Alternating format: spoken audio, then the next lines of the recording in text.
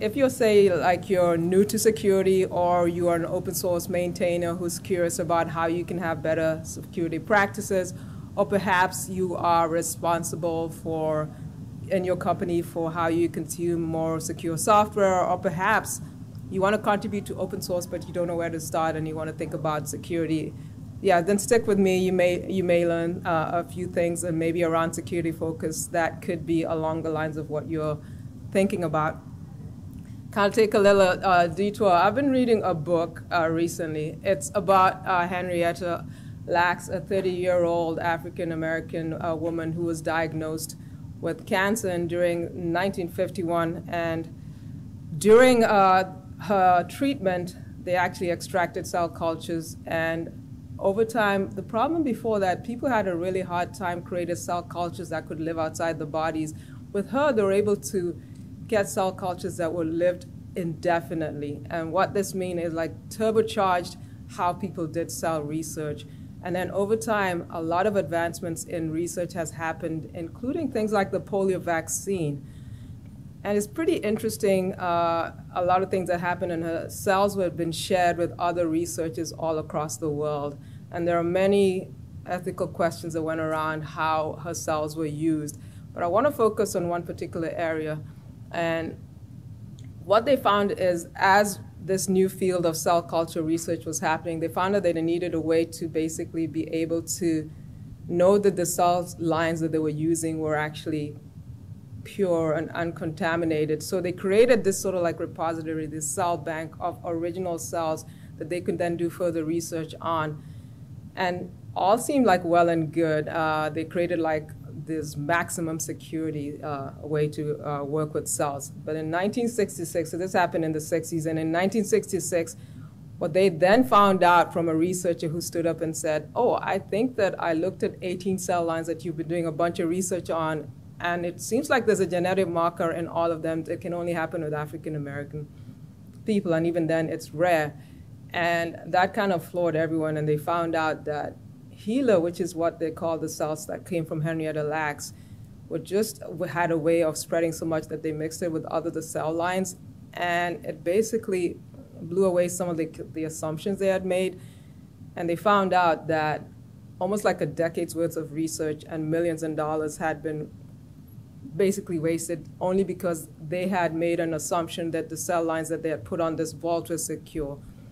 And when I'm showing you these stats, these are not stats from 1960s. These are stats from like 2 years ago, where they say this thing's even happening today, where a lot of research that's happening that's either citing previous ones are using cell lines that are not pure. And there's like a body that is trying to label and authenticate these cell lines, and are finding that people are still not doing the right things. And so this is all to say that even when you're in like a biomedical field of research, on another side that they said that because of all of this work and this mislabeling and all, there's like $28 billion of funding that's being wasted a year just on all of this. And it's mind-boggling to me. And whether you're thinking about the field of medical research, which can be like life or death, or you're thinking about open source security, integrity matters. You have to kind of know what is the source of what you're building with. You have to know, is it secure? Have you made assumptions that are incorrect? So that's what we're going to be talking about a lot, is about like open source security, and particularly how you can get involved. I haven't introduced myself. My name is Christine Abernathy, and I lead the open source program office at F5. And before I joined F5, my concept of security came more from like a front end developer background. So I used to think about things like input validation, cross-site scripting, SQL injection. If you built something, you had to do like penetration testing. So when I was in the open source team, you think about like GitHub and access and privileges. But beyond that, security wasn't really top of mind, except perhaps when in a company they would do these red team things, and you had to make sure you didn't fall into their traps, so for the month of October. But other than that, security was just not really top of mind. But then I joined F5, and the mission at F5 is ensure that apps and APIs are fast, that they are available, and that they are secure in any environment. So some of the F5 products include things like Big IP, like firewalls, Nginx, which was acquired in 2017, an open source app delivery company. And F5 Distributed Cloud Services is a recent product. And some of the bigger customers they have are like banks or retailers or government agencies. So security is pretty important at F5, whether how they build or even what they build. So I definitely had to kind of like learn a lot more about security in my time there. So I discovered as I was like researching a lot of products and asking a lot of like, what are the dumb, not so dumb questions about security? What is zero trust architecture? I went back and asked a lot of people I knew. I had a sister who had background in security engineering. I found out that the more I knew what I didn't know, that I just was like, it seemed like a rabbit hole of information, but it was really fascinating. And I also became fascinated with how security actually fits into open source. And as I mentioned in the intro, I joined F5 to lead the open source program efforts. And the first milestone in that effort was actually creating an open source program office. How many folks here are familiar with OSPOs? We got one. All right. I expect you to. They're on my team. So for those of you who don't know, an open source program office, or otherwise known as an OSPO, it serves as a center of excellence that thinks a lot about open source practices, including how do you consume or use open source and how do you contribute to open source projects. And there are many roles and responsibilities that an OSPO can typically take, but one of them is related to security. So I basically needed to build that into how I was thinking and the strategy. So as I worked through the strategy, I looked and I found all these metrics, these vendors, these players in the security space, and the landscape again grew ever wider. And the next few sections, I'm going to catch you up a little bit more on some of the things that I learned. And some of you here may be familiar or seasoned security professionals, engineers, but you may find something new from like the open source side of this. But at the very least, be sure to, again, let me know at the end if there's anything that I misstated. It is a learning opportunity for me. So as we step back and think about open source and the different parts of open source, I'm just going to quickly just do like a level set on how open source is produced, distributed, and consumed. So obviously, when you open source something, you're going to be publishing it on one of these open source source code repositories, GitLab, GitHub, or Bitbucket. And usually, you have like a login, your credentials. You put the project out there, but typically, you're also going to be hosting those source code in terms of packages and some of these package managers, depending on the language of choice, whether it's like Ruby, Ruby Gems, or Maven Central. And that's typically where people go and download the open source projects that you create. And when you're open sourcing a project, just kind of like, again, level setting, typically you will have or put a license around it because that's kind of like part of what an open source project is, and you typically want an open source initiative or an OSI license, an approved OSI license around that. And also to be sort of open source in spirit, you typically want to build a community around it, and you want that community to be active. It doesn't mean that if there is no community around it, it's not an open source project, but typically that's generally what you do. And then another thing that happens is once the open source code is out there, people can come and consume the code. And the reason I'm mentioning licenses is it's also part of when you are consuming open source code, you need to be thinking about licensing because there are certain compliance obligations that you have to meet. So when open source software is being consumed, it typically comes in, not always, but it could typically come in as packages, and then it becomes part of whatever it is you're building. Perhaps you're building another open source project, and it's a dependency. And as you can see, a dependency can be like another dependency can come under it. But you usually are thinking about licensing because you probably have to comply with it, but you also be thinking about security. It's actually pretty important. And again, as we think about all these different things, when you are coming to different companies or big companies, they will typically have policies around how you consume open source software, what you can consume, what are the licenses that are allowed and not allowed. So all good. We've got like supply and demand kind of like check mark. So what's the problem? What's going on here? I'm probably speaking to folks who know open source pretty well, but open source adoption is high and it keeps growing. The stats don't say it, but you typically see that in an organization, about 80 to 85% of what we built in typically tends to have open source projects behind it. These stats that you're seeing on your left-hand side come from the latest Sonatype report on the state of open source. And what they say is that the 3.1 trillion packages that were downloaded, and these were only from like 4 package managers, I think NPM, NuGet, Maven Central, and some of them. So these 3.1 trillion packages have been downloaded in the last year. There are about 47 million project versions that are out there, and 33% year-over-year growth of downloads that are happening. So open source continues and will continue to be popular. So no question there. But as I kind of learned when I was going through and learning more about security, and I guess at the end, I guess it's supposed to be pretty obvious. As things become more popular, the attack surface just becomes more and more inviting. So some of the stats here say that in the last year, there have been like a 633% increase of malicious attacks on open source software. And this is just going to continue to happen.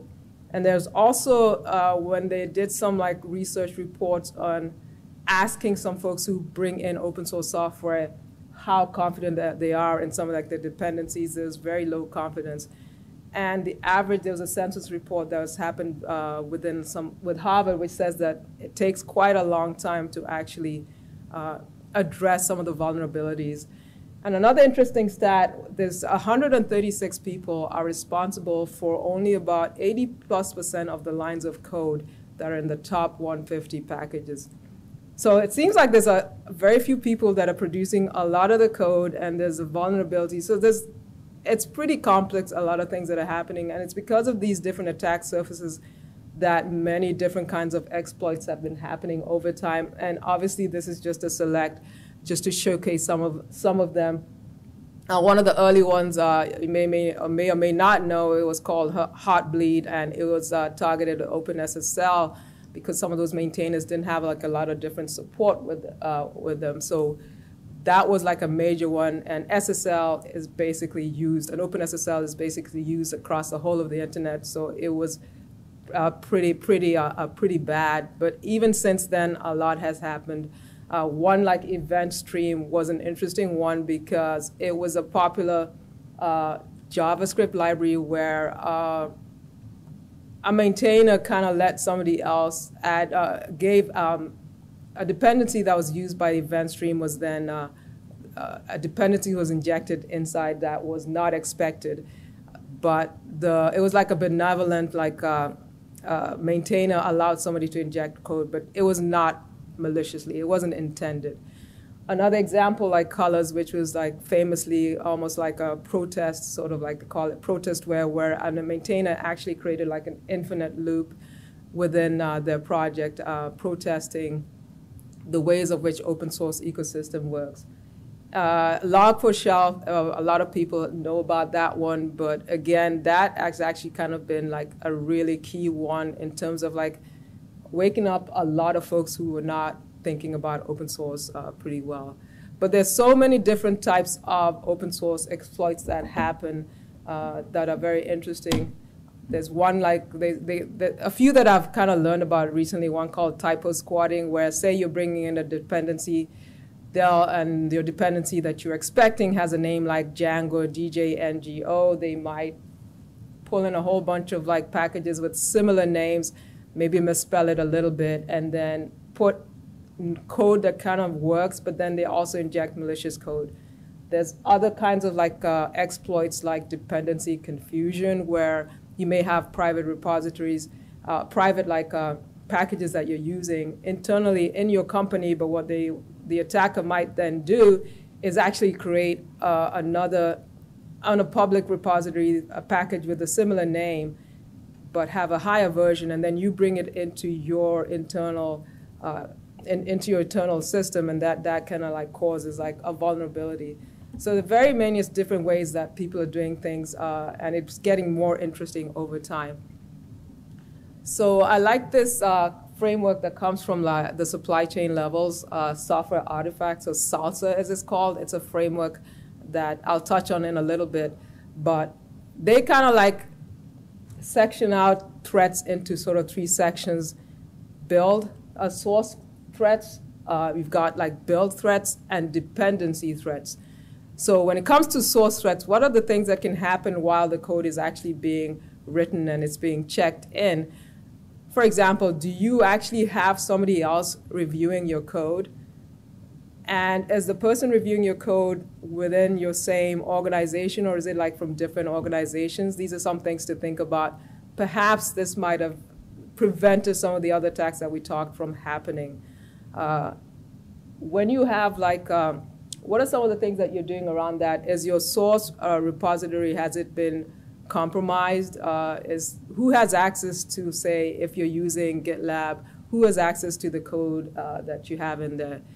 Another question is, do you have something like branch protection turned on in GitHub or GitLab that is then preventing people from like force pushing code in without any code reviews? So those are sort of like the build, the source threats. But then you've got like your build threats, things like how secure is that repository? Are you actually confident that the code that you actually checked into source code is actually what's actually been built at the end of the day, and it's being hosted on those package repositories?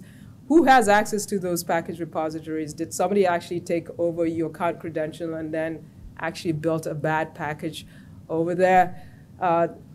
There's also the build system itself. Has somebody hacked the build system and done something? There's so many different places that attacks can happen inside that build. And even when you're building a project, like I said before, you could have dependencies. So are those do you trust those dependencies that you're using to build your project? And even your dependencies, again, could have dependencies, so transitive dependencies. So that kind of like just makes the whole problem just exponentially even more complex.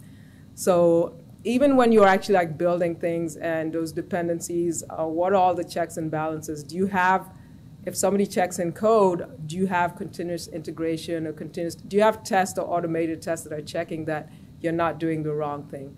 So along the lines, these are all the things, these are the threat models that you can actually think about and look at all the different places that bad things can happen and what you can do to mitigate that. So as I kind of like learn about this, there's like just a summary of the challenges that I've saw, is that obviously, as you know, open source adoption is popular. The security on all the different places where things can go wrong is vast, and the ways in which exploits are happening just kind of seem to get more and more creative. I guess that's the way of the world. And then also found out that because the landscape is so vast, there's really no one single person who can solve everything, and you can potentially hear that over and over again. Whether you're working at a company and you're thinking about security inside of your company, it's no one person's problem. So even in the global scale, it's not one company, one industry, one government's problem. It's like a collective problem. So you cannot fix the problem alone. So as we think about this, and I was like, okay, so what's happening around to actually try to fix this? And this is just like a snapshot of some of the things that I found and these are not vendors. There's like a lot of different, some are vendors, but there's a lot of different vendors that are also playing a role in trying to address security through, say, tools. But these are some of like the open source projects that I've seen out there that are trying to address open source security. We've got folks like the Open Web Application Security Project, or OWASP. So they're just basically, they're a nonprofit foundation, and they're concerned with thinking about what they can do to improve security.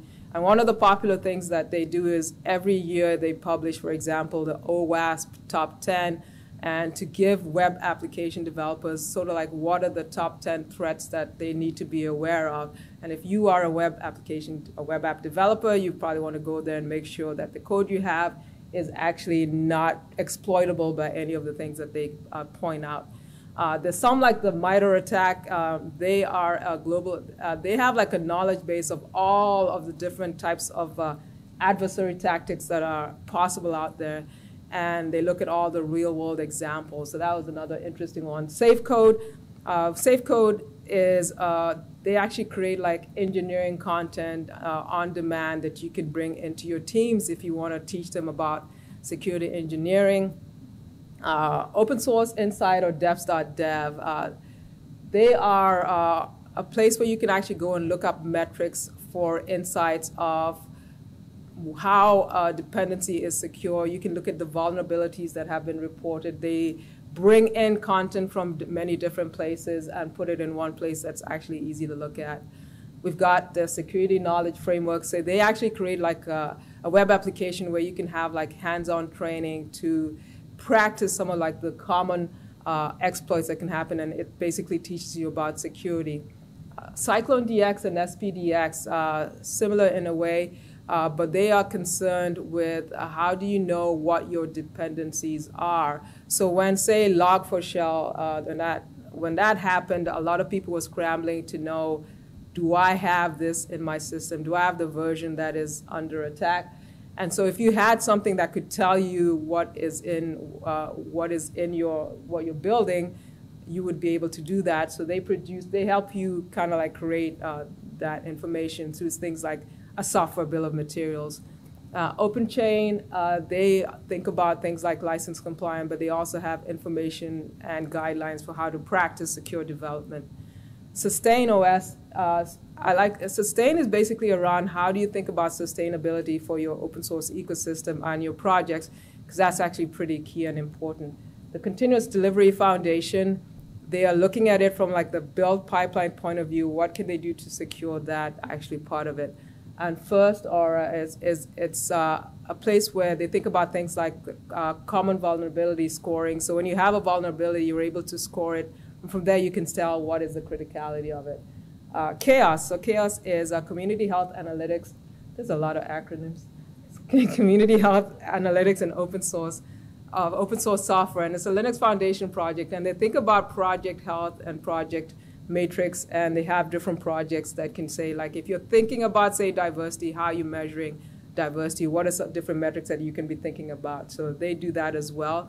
And Open Source Security Foundation, it's a cross-industry organization, and they collaborate and they bring together a lot of people in the industry and initiatives to basically try to think about open source in a holistic way. I'll be focusing a little bit more on OpenSSF only because, not to say that they're the only ones working on this, but only because I've been sitting in on a lot of their working groups and been thinking and learning a lot about open source security as I listen to some of their talks. And the way they are, again, they're under the Linux Foundation. They organize themselves as, say, working groups. There's a technical advisory committee. There are also like some special interest groups that deal within some of those working groups as well. And they have all these different working groups that try to address different aspects of it. All of this is public. You can actually go today, go to a public calendar, go sit in on their meetings. You don't have to have any type of like affiliation. You can join it today. So for example, if you're just curious to learn more about it, there's like a lot of different working groups, and sometimes they tend to overlap and become a little confusing. But for example, going from your left to right, there's the best practices for open source developers, and try to think about awareness and how you work. So give like people who are trying to do things with open source, whether consuming or producing it, awareness of like good open source practice that they should follow. And they may have different projects under them. One is like called scorecard. So if you have like an open source project, you can basically like score your project to see if it's doing well in some different criteria that they've actually set out. For example, I mentioned branch protection is a good thing. Do you actually have branch protection turned on? So they are, and then they also have other projects like something called the best practices badge. So say you have a project on GitHub, you can actually put a badge saying that I passed the OpenSSF best practices badge. It's up to you to attest whether it is, but as you go in and try to pass that and go to the checklist, you're probably going to actually do some of the good things that they expect you to do if you want to address security. End users, that's one of the more recent, the most recent working group, and they're concerned with private and public sector. If you're thinking about consuming open source software, this is where they are going to discuss some of the things that are specific to them. Identifying security threats, they are concerned with things like metrics for open source projects. They created like a dashboard at a particular point in time where you can go in and actually look at how are people scoring, what is their scorecard score, how are they doing in terms of dependencies, do they have a best practice badge? So you can go say if you're looking at open source projects and see whether or not you actually want to use it. Securing critical projects, they are concerned with hands-on help for like critical open source projects. So they work with a lot of the different. That one I haven't actually spent a lot of time on, so I'll skip that. But I think they're the ones who actually play a lot of roles in saying, how do you think that if a project is secure, how would you tell that it's secure or not? So they may have a project that actually calculates something called a criticality score, like how critical is the project to the ecosystem. Securing software repositories, so they think about things like package managers. So they work a lot with package manager maintainers to see whether or not they're actually working together. So they bring a lot of package managers together to talk about all the different challenges that they may face. We've got security tooling, so they actually create some of like the security tooling or have state-of-the-art tooling that are available that you can actually use. And they try to curate them to make them available so that you can know about them. We've got supply chain integrity, so they are concerned a lot with the provenance of the software that people consume. Actually, both for like if you're actually creating open source software, how can you know that what you're building is actually what you expect it to be? So they have different projects that can help you with that and different frameworks. And lastly, we've got vulnerability disclosures. So when you actually want to report that you have a vulnerability, apparently there are many different ways that people can actually do this, and there needs to be some coordinated effort so that makes sure that everybody understands that that things are being done in a standard way. So they're concerned with making that very easy, and then if they make that potentially very easy and standardize it, then more people would do it. So this is almost like you can see like it's like a broad landscape of some of the working groups. In addition to working groups, there are some special projects within the OpenSSF. One is called SIGSTOR. So SIGSTOR, so they're concerned with if you you're creating a package, can you actually sign this package to make sure that hasn't been tampered with? And also when you're consuming this package, what is the confidence that you have that it actually has not been tampered with? So SIGSTOR is the one that's working on that particular area. And they've got Kubernetes have started signing their containers image of their packages, and Python is also working with them, and NPM as well. So they're hoping that more people will adopt SIGSTOR as a way to sign their packages, and they also try to work with some of like the IDEs to make sure that potentially that gets integrated into the whole build pipeline. Alpha Omega is another special project.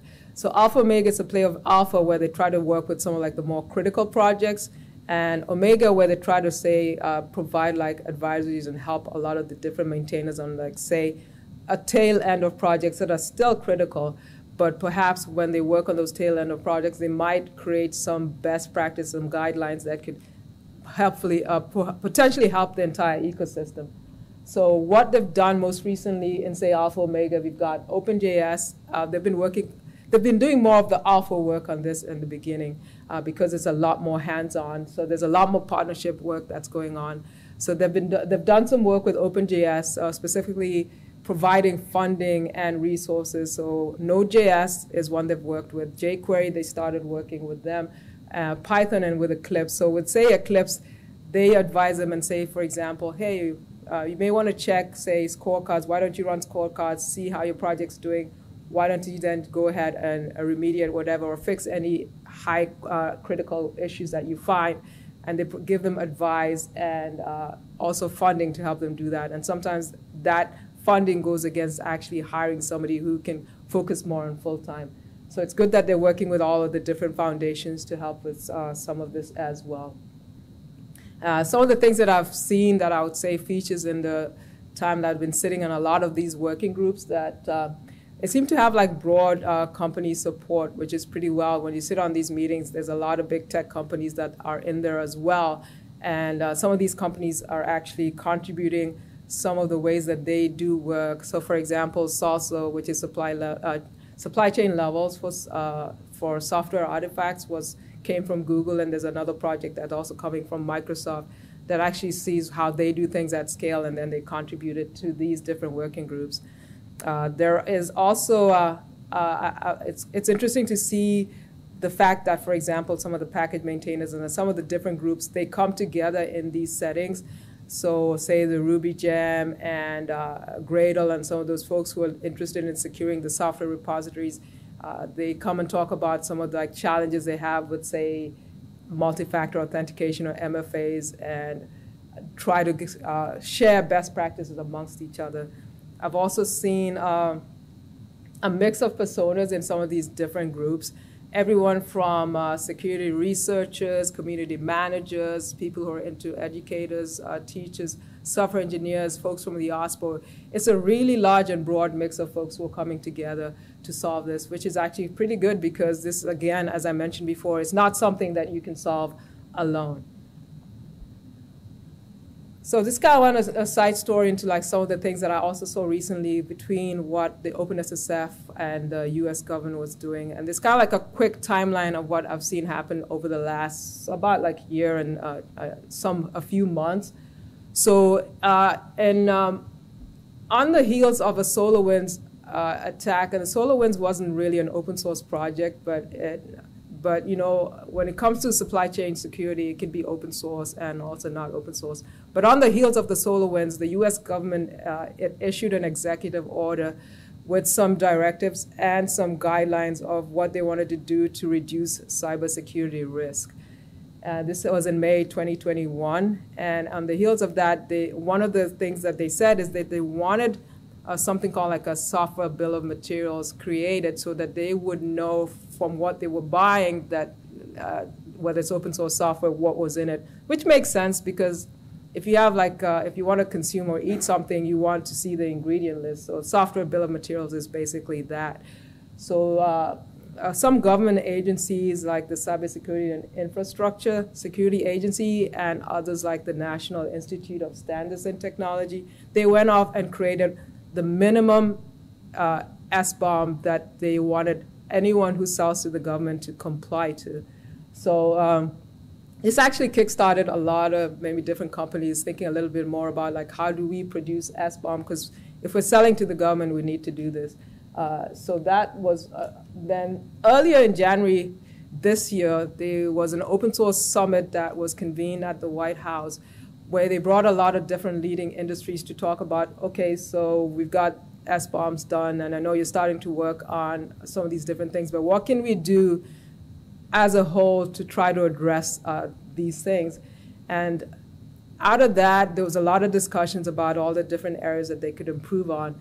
And then about a year on the dot after the first executive order, on that anniversary, the OpenSSF and Linux Foundation, along with a bunch of different industry folks, came together and then basically presented what was a 10 work streams mobilization plan of how they were thinking about addressing some of the security issues that had been discussed in the previous meeting. And some of these mobilization plans that I saw, these different work streams, are in a document that you can find, but it was pretty good because it took a lot of the different work that had been happening in OpenSSF that sometimes seemed a different one, but kind of put them together in a way that was probably a more cohesive. And I saw that a lot of different work streams that came out of that led to more focus and more work. And more recently, in September, there was a bill that was introduced in the US Senate around how they're going to be securing open source. And out of that, they wanted CISA, which is one of the government agencies, to do things like they're directed to have more responsibility to be more active in the open source community, to create an open source program office, and there's a list of things that they've introduced. And I've heard that even other governments outside the world, maybe in Europe and also in Japan, have also been thinking about what they can do around supply chain security, because it is a pretty important topic. And I did mention that there were some work streams that were affected, that came out of some of the work that came from the US government. But I'll also just dive in a little deeper about some of the other work than some of my experiences that I've seen there. So with the best practices open source developers work group, what came out of one of the work streams, it's called like an education special interest group, because one of the work streams, the government wanted to basically up-level security within the country. There is definitely a shortage of people who are security aware, but there's also, so they wanted to put together a plan, like how are you going to educate the next generation, or even the folks who are here, and make them understand security more. What are you going to do about diversity in security, in security? So they wanted to double down and think about what we're doing with security. So out of that SIG, and I've been sitting on a lot of the different meetings, there have been discussions about what is the state of the material that we have today, what are the gaps that are in there, who are the personas that we want to address, what are the partnerships that we need to put together, what is the budget that we would need to kind of have this all come together. And so that's been an interesting experience to just see how some of these things come together. And what I can say from just listening to a lot of these discussions is you do not have to have a security knowledge to actually play a role in some of these discussions. If you come from an education background, or you basically have partnerships experience, or you're interested in writing documentation, or your security research, all are welcome to participate in some of these discussions. Under the Identifying Security Threats Working Group, and they concern themselves with how do you recognize that there's a vulnerability, and they try to educate maintainers about recognizing that it is a threat.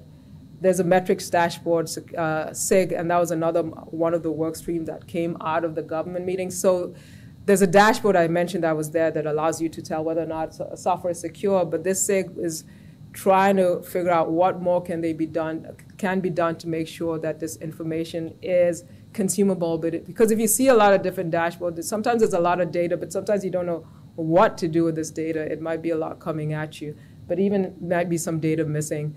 But there's some early work that I joined this SIG. I just put up my hand when they needed some help, and it's been a learning experience in just knowing what are the different data points, what's important, where does the data come from, when people argue over like, okay, here's the data, but how do I interpret the data? It's definitely been a very good experience.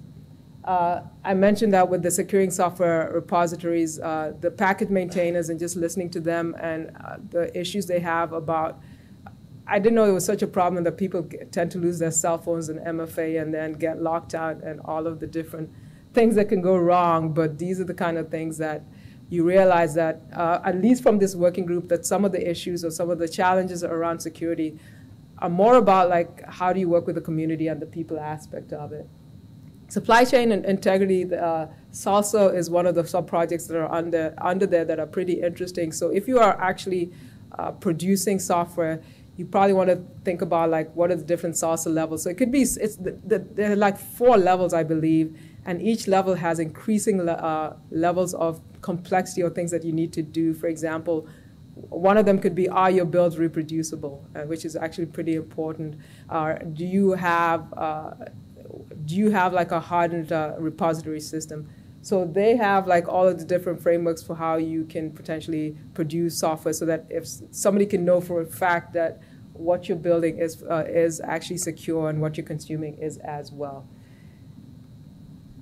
So open source, as I've probably heard me hint here and there, that open source is more than just code. We've got to think about the sustainability. As you've seen in some of the exploits that I spoke about before, whether it's a disgruntled maintainer or it's a maintainer who's just burnt out, or maybe just governance is not very clear, so a maintainer leaves and the project is empty, and therefore if there's nobody working on it, there tends to not be very many updates and it's secure. So there's a people aspect to thinking about security and code that you need to think about. When you want to bring more people into the pipeline to think about the security aspects, or even just think about addressing the problem with many different experiences and viewpoints, you want to think about diversity. So that's another aspect of security which is pretty important, because sometimes people may say, why did somebody lose their thing? It's because maybe they're just not very familiar with some of these security aspects. So diversity is very, very important. And as I mentioned, community and project health, again, very key. If you are evaluating a project and it's not being used much or the community isn't there, then you probably know that it's not that important, that there's something possibly can go wrong if there are not more eyes looking at it. So how can you get involved? So obviously the why is probably, hopefully, has been said more than a few times. But for me, I got to learn a lot about security just by joining a lot of these different working groups. And it's a chance for you to kind of like influence some of the early work, and your perspectives matter, whether you think it does or does not, depending on whether or not you're security professional or not. There's a lot of government focus right now, so there's a lot of eyes on it. So there is an opportunity to actually play a role and bring your expertise into it. And where can you get involved? I've mentioned OpenSSF and CHAOSS. Those are the two ones that I think that if you wanted to get started, you can potentially join in them. I'm going to go through some of like the different personas. This is not exhaustive, just some ideas that can get you thinking about what you could be thinking if you were in one of these different personas. So if you like in this role or in this office, you want to think about defining or creating a bill of materials for the projects that you actually create. If you have a framework for security, think about open source as well than just your proprietary software. In addition to that, you want to incorporate like software composition analysis so you know what are the vulnerabilities that are in your software. The working groups that you might consider joining inside of the OpenSSF could include the end users, the identifying security threats, and the supply chain integrity. Those could be useful for you. Explore the CDA, the Continuous Delivery Foundation, with the build pipelines. They also have a software supply chain, and some of these different groups work with each other. If you have an OSPO, an open source program office, there's only a handful of people here who know about this, but you want to harden your policies and your procedures around how you consume open source. You want to be active on the open source contribution techniques, the tools, and the framework. And you want to provide guidelines for how people are actually, how you're training people to contribute to open source, whether they are contributing to third-party projects or actually creating new projects. And if they're creating new projects, you want to make sure that the project is healthy and the community is active so that if there are any security vulnerabilities, you can actually know about it. Participate in any sustainability efforts. Sponsor open source projects that you're using. Think about what you can do to play a role in securing the open source ecosystem by supporting them. And the working groups that you can look at are these, the end users, and you can also look at the best practices working group as well. CHAOSS is also a good one for project metrics. I'm not sure anyone here is in the government, but if you are, similar to what the US government did, thinking about the software bill of materials and also implementing programs and incentives to widen the talent security pool is going to be pretty important. Creating an open source program office to have somebody thinking about these different things is actually key as well. And you can look at the end users group as one to explore. An open source maintainer, there's a lot of like a lot of work that an open source maintainer. This is just like a handful of some of like the practices that you can think about, but multi-factor authentication is definitely key. You want to monitor dependencies that you are bringing in, and if you're using GitHub, you can have something like Dependabot, or you can turn on dependency scanning if you're using GitLab. Code review is obviously very important. You shouldn't be the only one looking at your code. Provide a mechanism for reporting of vulnerability so people can be able to tell you whether or not they found a vulnerability, potentially in a secure way so that you don't have any zero-day bugs show up, but also you want a mechanism to notify people who are using your open source project about vulnerabilities that they found. You want to monitor your community project health as well, and run open source SSF scorecards to see what you might want to produce, improve in your project, and then see ways that you can fix them. And the working groups that you could take a look at if you just want to get started is the best practices for open source developer working group. If you're a contributor, basically you want to learn about secure development, but I think a really good thing as well is to learn how you can report issues so that you don't cause any sort of zero-day bugs. If an open source project has told you how they want bugs reported, make sure you follow those practices and those guidelines. And there are a lot of actually open SSF and CHAOSS projects that are looking for people to contribute. So you're getting started, you want to take a look at that. If you want to develop, these are some like QR codes for some really like detailed guides within OpenSSF that can help you. And then very quickly, if you're a hiring manager or a recruiter, make sure like you're supporting some of the efforts around training and hiring security professionals that are learning some of these new skills. If you're an educator, there's a lot of SIGs that you can join that can get you started in how you can better train folks out there. So there's a lot of room to grow.